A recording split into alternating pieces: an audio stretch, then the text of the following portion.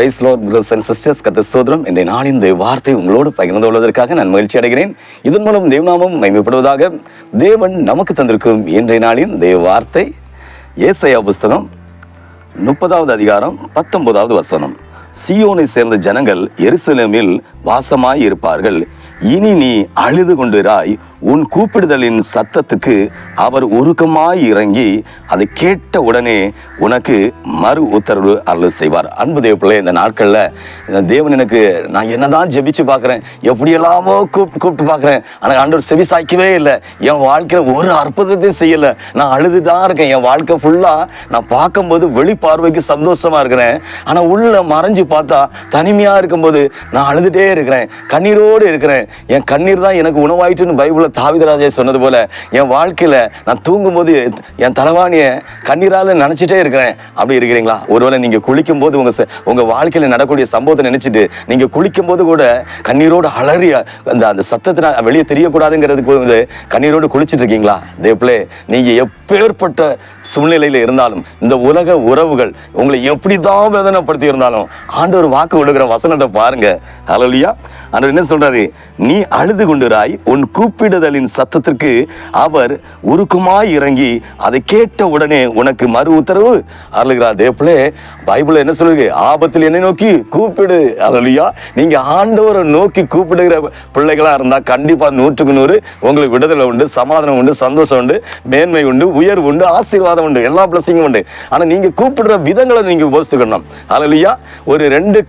ஒரு குருடன் வழியருகில பிச்சை எடுத்துட்டு இருக்கான். அந்த குருடன் பைபிள் வேதத்தில் உள்ள வசனத்துல, அப்போ அந்த குருடன் யாரு அந்த இடத்துல போறான்னு சொன்னா அது இயேசு போறாருன்னு சொன்னா அவர் சொல்றாரு, தாவீதின் குமாரனே எனக்கு இறங்கும். அந்த குருடனை கூப்பிடுறான். அவன் சவுண்டு போட்டோன்னே இயேசுக்கு சீசர்கள் கூட உள்ளாங்க, ஏய் இயேசு அங்க தூரத்தை போறாரு, அவரை டிஸ்டர்ப் பண்ணாத, தள்ளி போன்னு சொன்னா அந்த குருடன், யாருக்கு சுகம் வேணும்? சுகம் நமக்கு வேணும்னா பக்கத்து வீட்டுக்காரங்க விட மாட்டான். ஏன்னா எனக்கு சாப்பாடு வேணும்னா, என்னுடைய பிள்ளைக்கு சாப்பாடு வேணும்னா எனக்கு தான் அந்த உணர்வு இருக்கு. கவலை வேணும், ஐயோ எனக்கு என் பிள்ளைக்கு அதை செய்யணும், என் குடும்பத்துக்கு இதை பண்ணணும். ஹல்லேலூயா. அப்படி இருக்கும்போது நம்மளுக்குள்ள ஒரு வியாதிக்காக, வேதனைக்காக, குடும்பத்தில் ஏதோ ஒரு சூழ்நிலைக்காக ஆண்டவரை நோக்கி கூடும்போது ஆண்டவர் எப்படி கூடணும்? ஆண்டவரே, வெளியே சவுண்டு வாய்க்குள்ள இருந்து சவுண்டு கேட்காதபடி ஆண்டவரே ஆண்டவரே இப்படியா நம்ம கூப்பிடும்? ஆண்டவரே எனக்கு இறங்குங்க. கண்ணீர் எங்க இருந்து வருது? எல்லாம் சொல்றாங்க கண்ணீர் வராதுன்னு.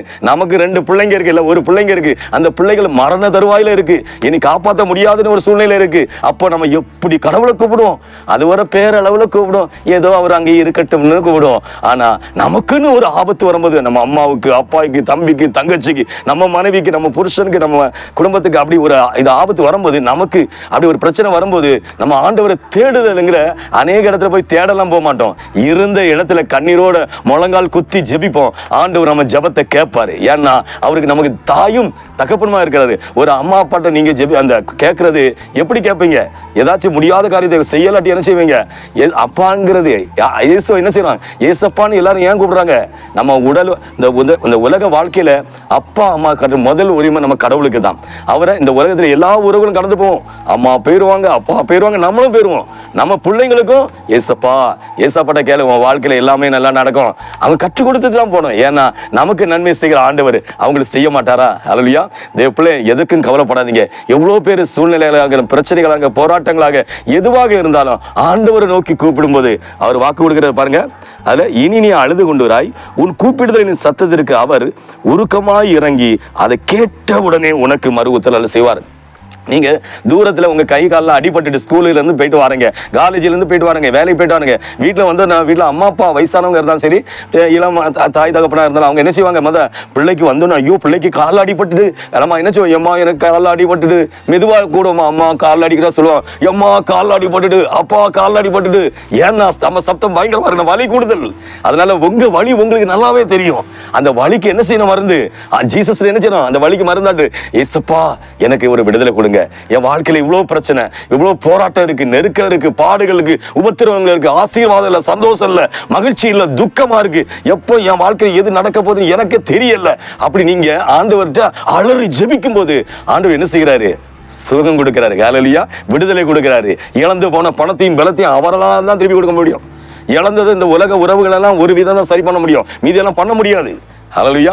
அவர் என்ன சொல்றாரு? நீங்க இனி அழவே வேண்டாம், நீங்க அழவே வேண்டாம், மகிழ்ச்சியா இருங்க. மகிழ்ச்சி மட்டும்தான்.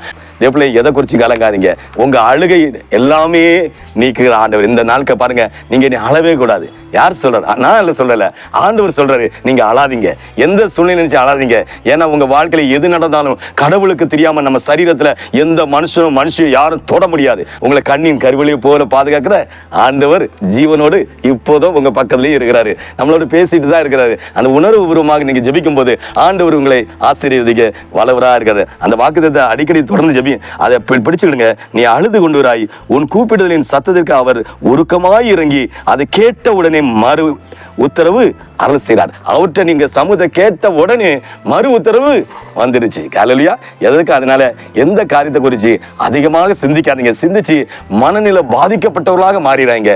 தேவையானது ஒண்ணுனா, நீங்க வாயை திறந்து ஜெபிச்சா மட்டும் போதும். நீங்க ஜெபிங்க, உங்க காரியம் எல்லாம் நல்லபடியா நடக்கும். உங்களுடைய நீங்க எதெல்லாம் இழந்துன்னு வச்சுக்கீங்க, அதெல்லாம் ரிவர்ஸ் ரிட்டர்ன் கொடுக்க வல்லவரா இருக்கிறாரு. ஹல்லேலூயா. இன்னும் அந்த ஆண்டவர் சமூகத்தை ஜெபிப்போமா? ஜெபம். ஹல்லேலூயா.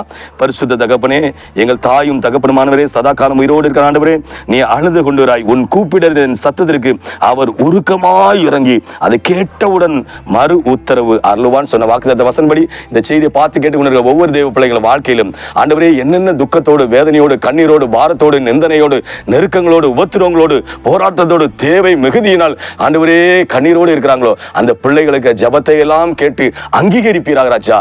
அறிந்து மறியாமல் துணிகரமாக பிள்ளைகள் செய்த எல்லா பாவங்களையும் பரிசுத்தத்தில் கழுகுவீராக, மன்னிப்பீராக.